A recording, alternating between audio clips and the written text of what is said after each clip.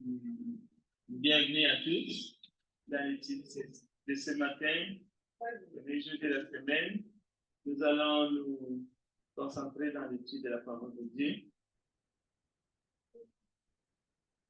C'est un privilège pour nous d'être ici pendant que les enfants rejoignent la classe. Nous allons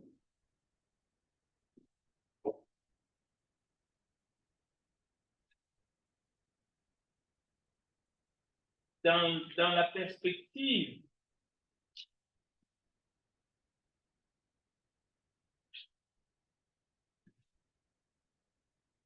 de connaître mieux le Seigneur que nous servons et aussi l'Église de Jésus-Christ. Ça fait un moment que j'ai pris l'option de présenter un peu l'historique ou l'histoire, pas de l'Église, parce que nous savons que l'Église de notre Seigneur commence déjà par la venue, par tous les envoyés, les prophètes sont venus avant pour annoncer la venue de Jésus-Christ. Mais lorsque le Seigneur est venu, la prédication de l'Évangile commence avec la formation des disciples qui seront établis comme étant les apôtres du Seigneur Jésus qui ont été choisis. Mais finalement, l'Église, en tant que corps du Christ, voit les jours d'aventure. Avec la conversion de 3000 personnes, sur la base du discours qui a été prononcé de la prédication par l'instrument que Dieu a choisi, se passe bien. Mais en même temps, grâce à travers la deuxième réunion que nous avons eue, je sais que dans un bref délai, nous allons avoir l'opportunité d'étudier vraiment les livres des Actes des Apôtres. C'est un très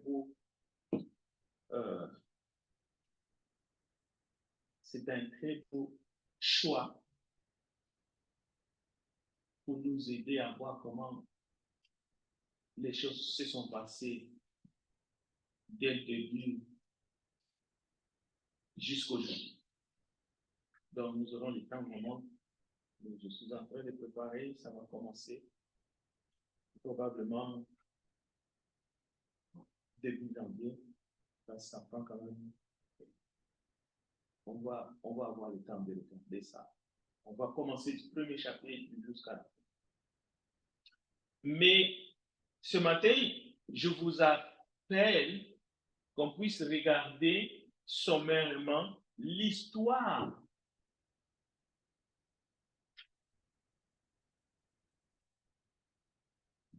dès la fin de la persécution, disons-le comme ça. Oui. À partir du moment où la persécution cesse, mais de manière formelle, institutionnelle, et on peut historiquement donner la date exacte, au moins l'année, on sait. L'édit de Nantes a été promulgué. Cela veut dire que ce n'est pas une histoire qui va nous tromper. Non. Cette histoire, l'histoire des hommes, on peut aller vérifier. Cet édit de Nantes va consacrer la fin de la persécution étatique des disciples de Jésus, mais aussi de toute croyance religieuse, mais qui ne cadrait pas avec la religion. royal. Nous sommes au temps de l'apogée ou la gloire de Rome. On peut dire c'était l'âge d'or. C'était au moment où Rome avait dominé le monde. Alors, ce n'est pas seulement les chrétiens qui étaient persécutés, mais si tu avais une autre religion ou une autre croyance qui n'entrait pas dans la religion ou parce que ceux qui ont dirigé Rome à l'époque avaient tous les pouvoirs, que ce soit sur le plan de vue religieux ou sur le plan de vue de la cité. Ils avaient tout. C'était des seigneurs. Maintenant, à partir de ces moments-là, il va y avoir la possibilité non seulement de se réunir sans être inquiétés, mais de suivre une religion sans se faire molester. D'avoir une croyance et de vivre paisiblement, un peu comme aujourd'hui. Alors, c'est de là, avec tout ce qui va se passer, avec la multiplicité de foi, de religions,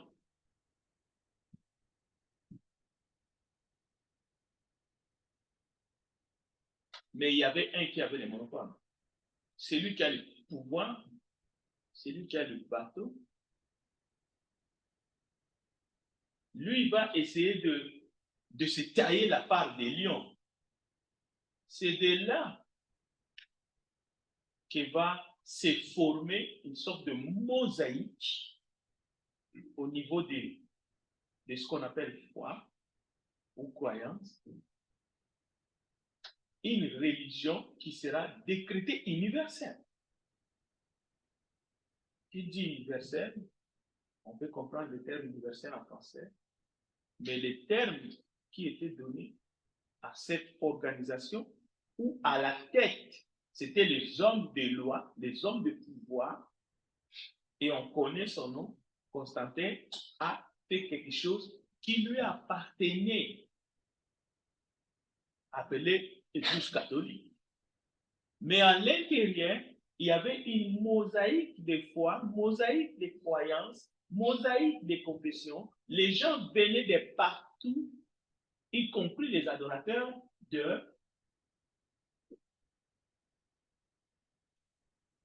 des éléments de la nature. Tout le monde était là-dedans. Malheureusement, quelques chrétiens qui sont restés fidèles se sont retrouvés là-dedans, mais ils finiront par partir parce qu'ils ne pouvaient pas rester avec tout ce qui était là, l'adoration des idoles. Et chaque fois, c'est-à-dire les années qui suivirent, les réformes vont continuer. C'est-à-dire on va ajouter des...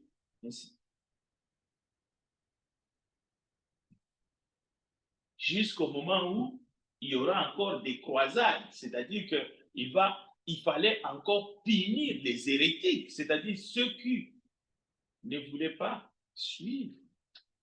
Mais il n'y aura pas seulement les punitions des hérétiques, parce que l'homme, quand il croit à ce qu'il croit, il va y avoir des personnes, des personnages influents qui vont décider de se séparer de cette Église universelle. Et c'est là qu'on va trouver maintenant des pères fondateurs. C'est pour cela des hommes qui vont formater de toutes pièces leur propre religion. Mais ces religions n'ont rien à voir avec l'Église que Jésus-Christ a bâtie. Parce que c'est eux les pères fondateurs. Et ici, nous avons des exemples. C'est juste un petit noyau. Parce que jusqu'aujourd'hui, il y a des fondateurs qui se réclament avoir été inspirés par Dieu pour commencer quelque chose, mais qui leur appartient. Quand on dit que quelque chose appartient à quelqu'un, ça lui appartient en droit et en tout. Et vous allez remarquer, ça peut aller même, il peut les léguer à qui il veut. Mais souvent, ça reste dans les concours familial. Vous allez voir aujourd'hui, cet exemple des pères fondateurs, ça existe. Ça va de père en fils. Pas de père en fils comme nous avons dans la divinité. Ici, nous parlons ici héréditaire, sanguin. Et quand nous disons que cette religion appartient à quelqu'un, même si ça ne va pas de père en fils, mais ça va aller par initiation. Par initiation. Ce n'est pas parce que ceux qui se remplacent aujourd'hui à la tête de l'Église catholique ne sont pas tous des mêmes pères, mêmes mères, qu'il n'y a pas initiation. Non, on ne peut pas les léguer à n'importe qui. Nous sommes au temps de l'écuménisme aujourd'hui. Lorsque un Saint-Père tire sa révérende, on ne va pas aller prendre les chefs de l'Église orthodoxe, on ne va pas aller prendre un chef de l'Église de l'islam pour mettre à la tête. Ça ne se passe pas comme ça. C'est un initié qui vient de l'Argentine ou qui vient, je ne sais pas, de l'Afrique. Espérons que ça arrivera un jour. Un Saint-Père. Mais c'est un initié. Alors, parmi les hommes qui ont formaté, et ce document n'est pas mien, j'ai fait du copier-coller. C'est-à-dire, vous pouvez aller vérifier les informations par vous-même. Je vous donne la référence, allez dans Wikipédia. Vous allez trouver. Alors, parmi les hommes qui ont formaté les religions, il y a par exemple John Smith. Il a créé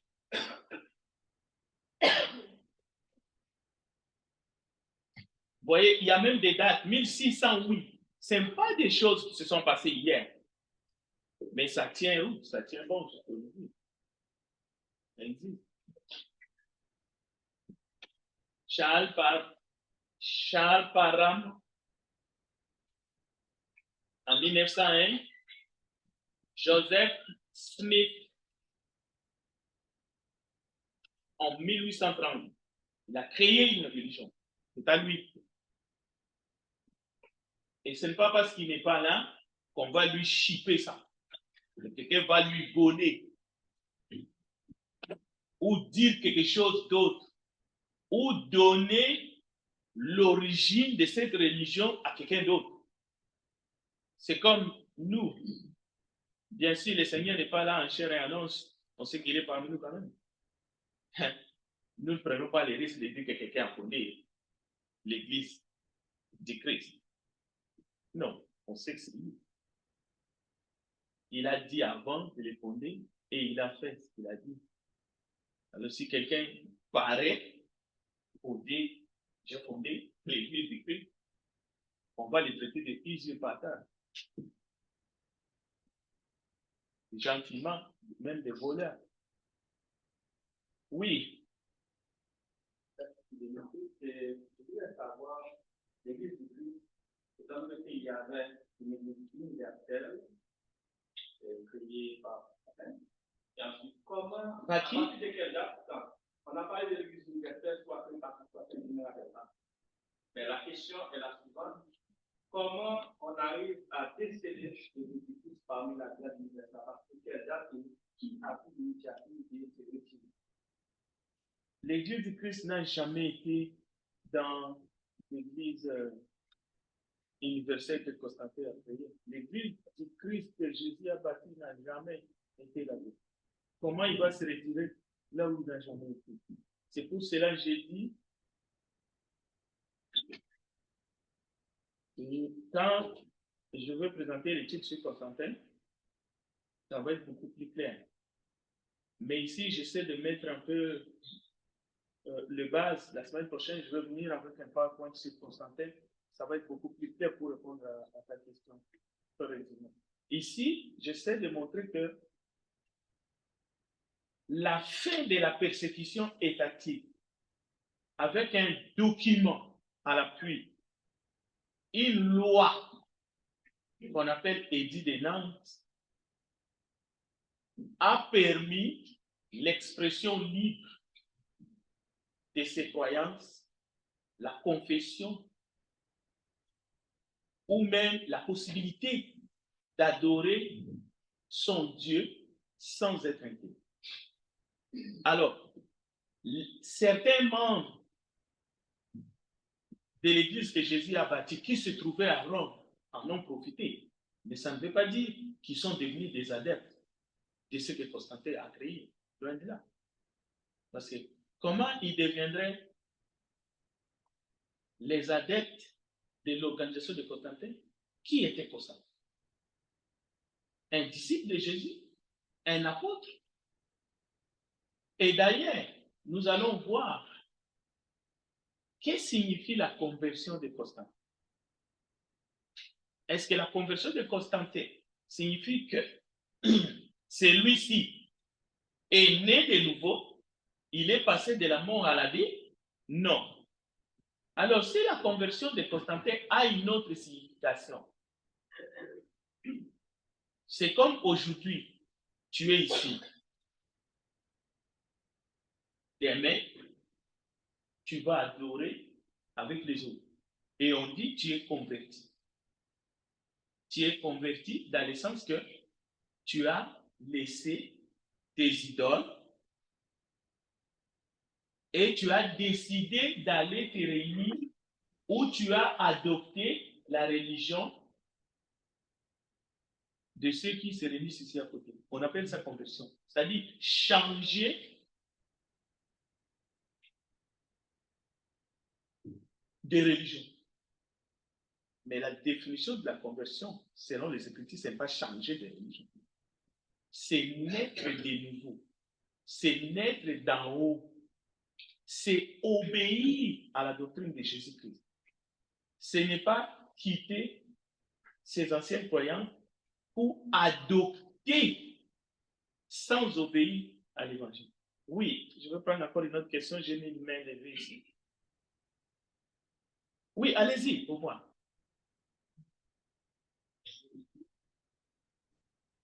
Concernant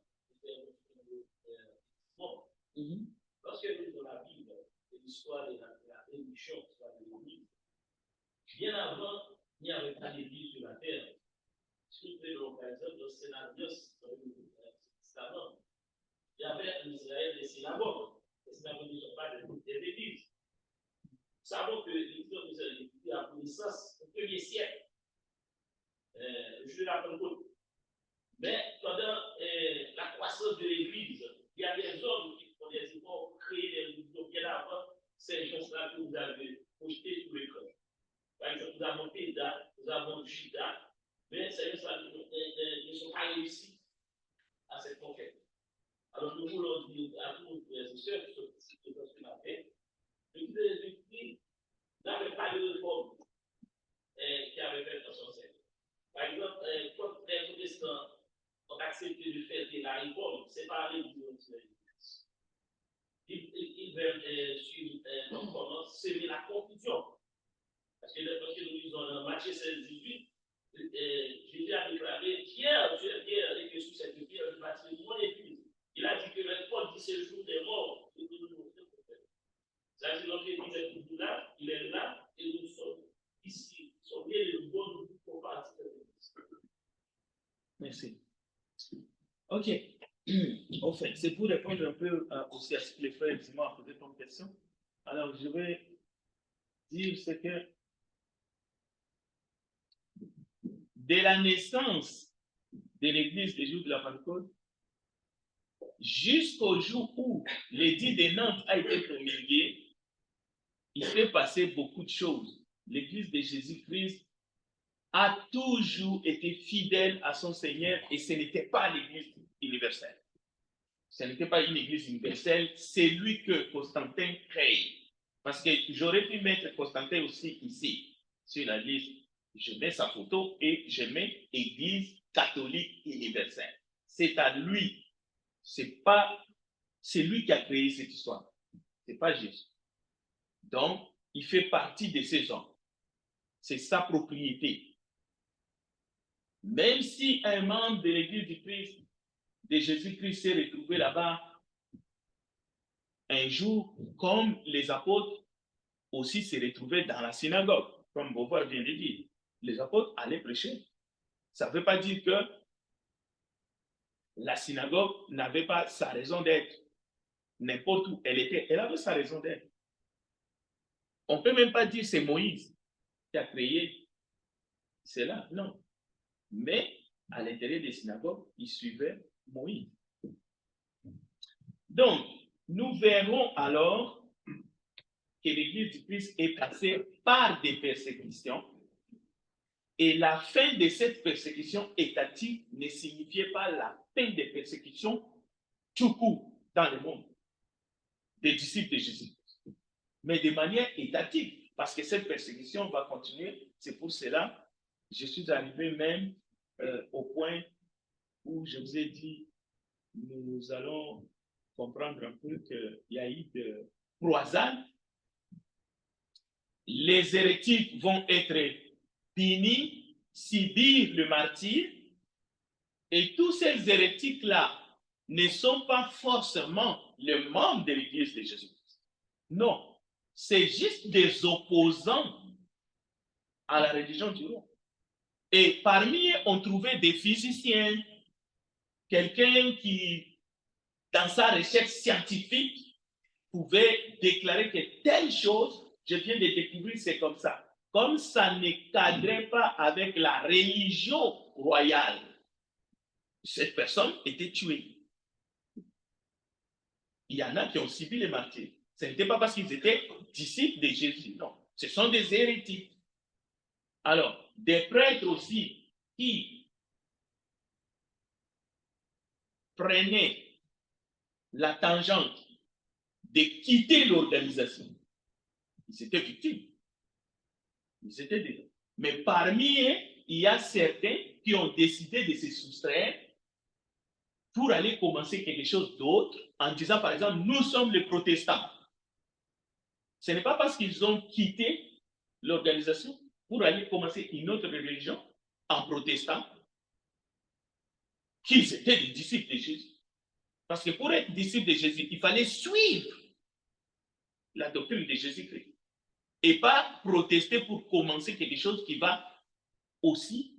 C'est pour cela, aujourd'hui, vous allez remarquer qu'est-ce qui se passe. Les gens se remettent ensemble. Ils disent, les raisons pourquoi on a protesté, c'est fini. On peut maintenant se remettre et essayer d'avoir une fois commis, c'est ça qu'on appelle l'économie. Mais jamais les membres de l'Église de Jésus-Christ, jamais l'Église, comme Beauvoir a dit, de Jésus a été réformée, n'a pas besoin de réforme. Et jamais, au grand jamais, nous avons besoin de revenir pour former une foi commise en dehors des enseignements ou de la doctrine de Jésus. Ça ne se fera pas. Alors, une question? Oui?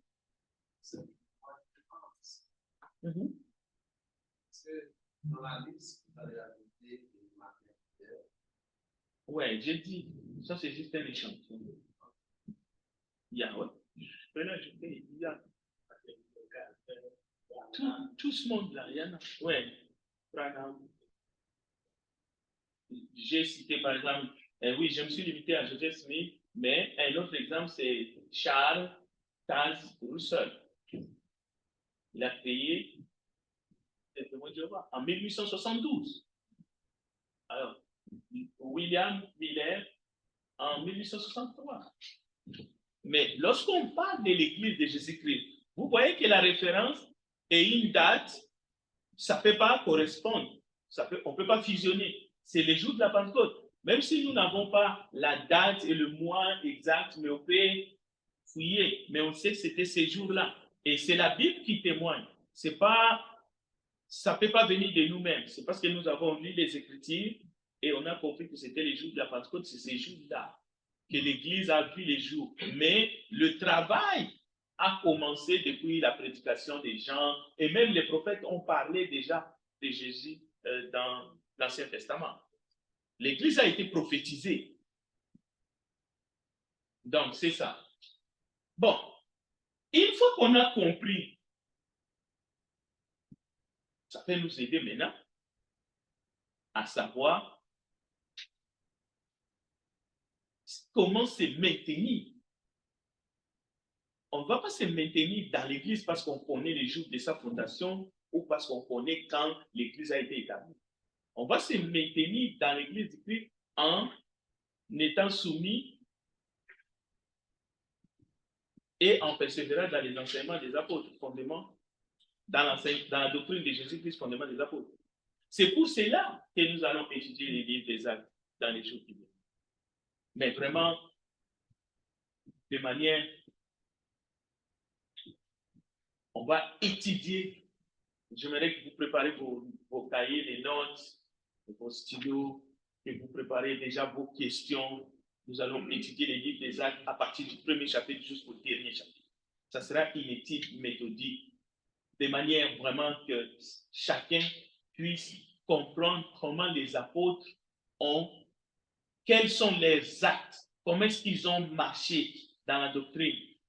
Nous allons voir les hauts, les moments de tension, nous allons voir leur obéissance, nous allons voir leur persévérance, leur manière de témoigner leur foi, leur manière d'annoncer l'évangile à leur temps, et nous allons appliquer tout cela.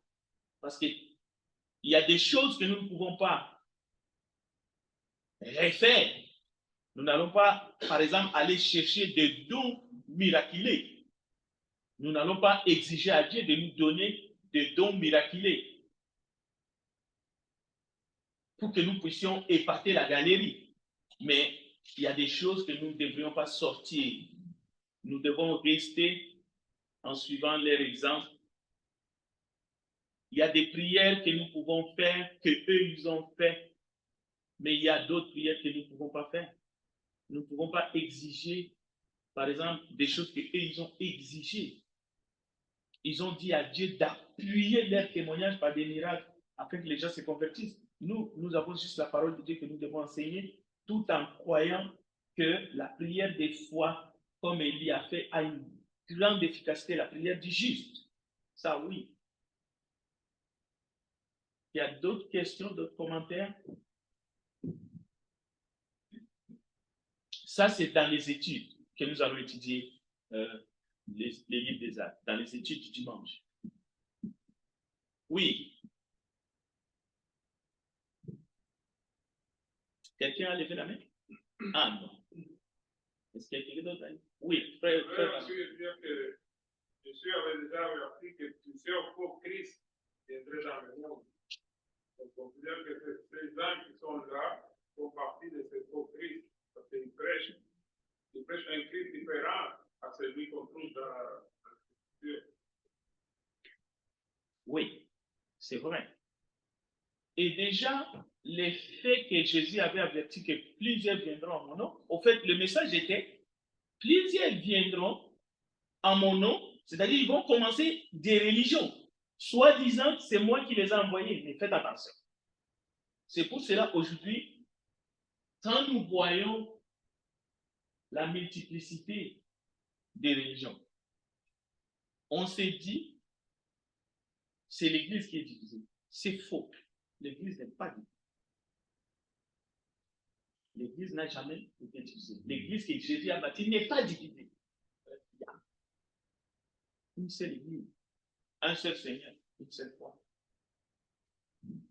Ce sont des gens, comme Jésus a dit, effectivement, comme Barnabé vient de le préciser, qui sont venus au nom de Jésus et qui ont commencé quelque chose d'autre.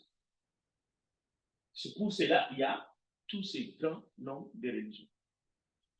Parce que celui qui ne veut pas commencer quelque chose d'autre, il va se retrouver, s'il a la foi, l'obéissance, dans l'église de Jésus-Christ.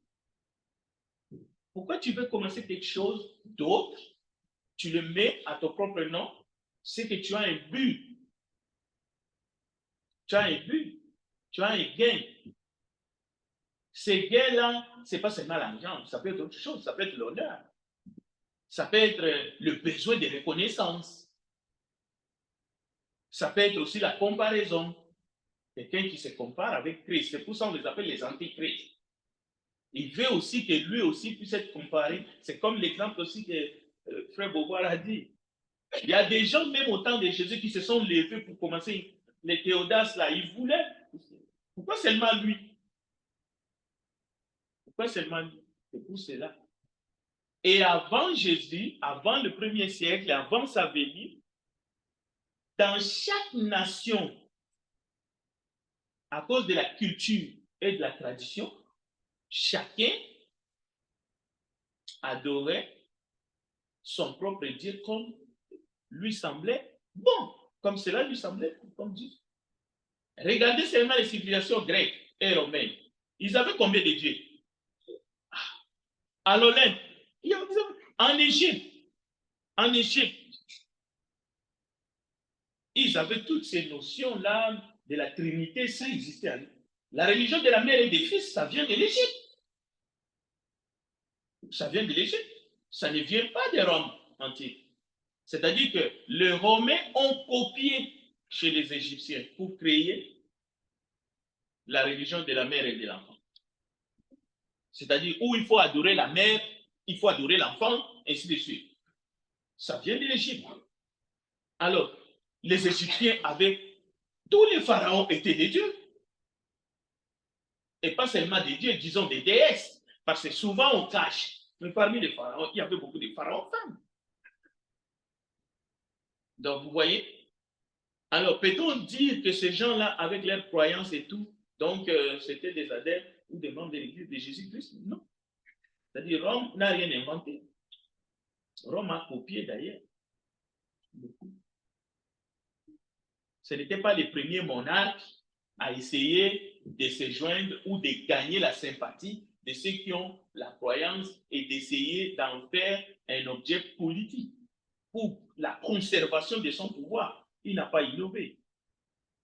Ça se faisait déjà en Égypte, où le pouvoir divin et puis le pouvoir, disons, le gouvernement, le tout était fusionné. Donc, c'est de cela. Mais aujourd'hui, l'homme moderne a compris quelque chose. Il s'est battu. Il y a eu la révolution, bon, française, mais d'autres révolutions. On peut parler de la révolution tranquille au Québec. C'est-à-dire où l'homme moderne a dit c'est fini. Maintenant, c'est la séparation entre la religion ou l'Église et l'État. Mais il va demeurer toujours les influences. L'Église, les religions ont une certaine influence. L'État utilise même les religions.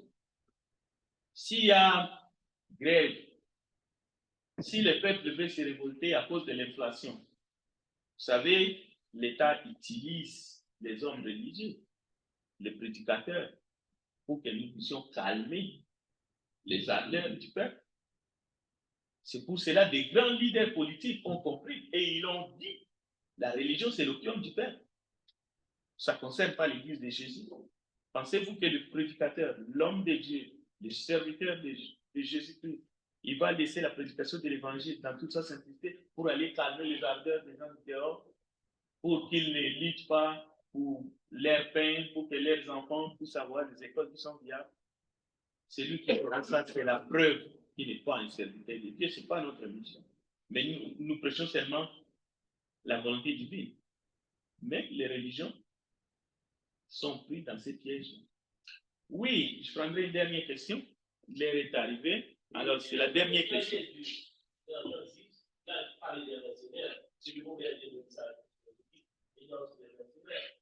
Il y a un peu pour le papier de il y a des gens qui travaillent pour leur peuple. Ce sont des éducateurs qui cherchent des intérêts individuels pour montrer aux autres. Alors, ils emploient des choses parfois, des faux miracles, des prières préparées, juste pour attirer les gens quand il a besoin.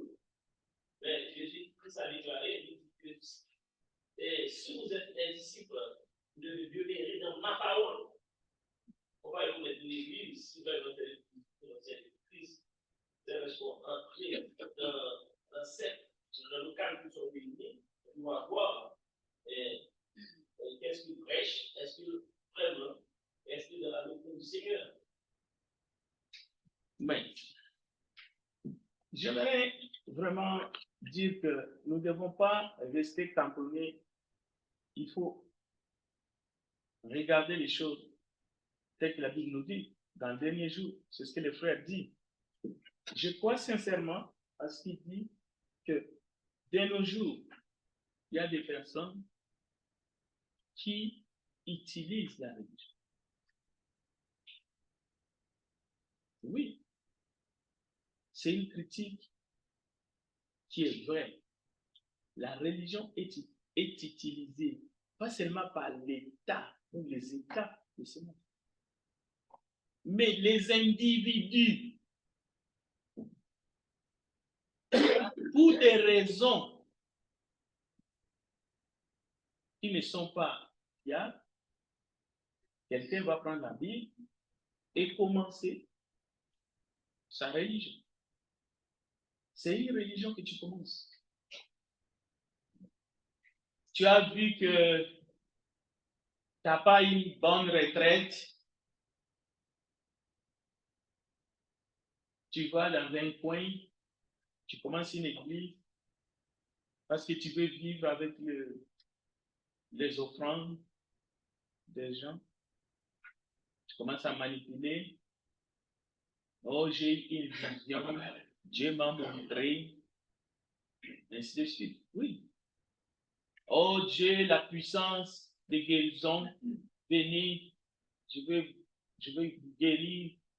Vous allez avoir du travail, vous allez voyager. Même le visa est devenu un fonds de commerce chez ces charlatans. Tu vois? Donc, il ne faut pas seulement regarder au 6e siècle ou au 3e siècle. Aujourd'hui, au 21e siècle, ça se passe à côté de nous. Alors, c'est tout cela, quand nous allons étudier dans les études bibliques les livres des Actes des Apôtres, j'aimerais vraiment que vous puissiez participer pour que nous puissions voir ce que les apôtres ont fait et ce que nous devrions faire. Et en même temps, dans la prédication, nous aurons le temps d'écouter des messages sur la vie de Jésus. Parce que Jésus est au centre de l'évangile. Alors, nous allons apprendre beaucoup et nous allons grandir ensemble. Prions. Grand Dieu des cieux, nous te bénissons encore ce matin pour ta présence parmi nous. Voici ton peuple réuni pour t'offrir un culte agréable. Nous implorons ta grâce, que ton esprit nous assiste. Remplis-nous, Seigneur Jésus, afin que nous puissions saisir ta parole. Glorifie ton nom au milieu de ton peuple. Bénis chacun ici présent, y compris nos frères et sœurs qui sont connectés avec nous en ligne et ceux qui sont loin, afin que chacun puisse recevoir de toi la grâce, la miséricorde, la sagesse. C'est dans le nom de Jésus-Christ, notre Sauveur, nous avons ainsi prié. Amen. Amen.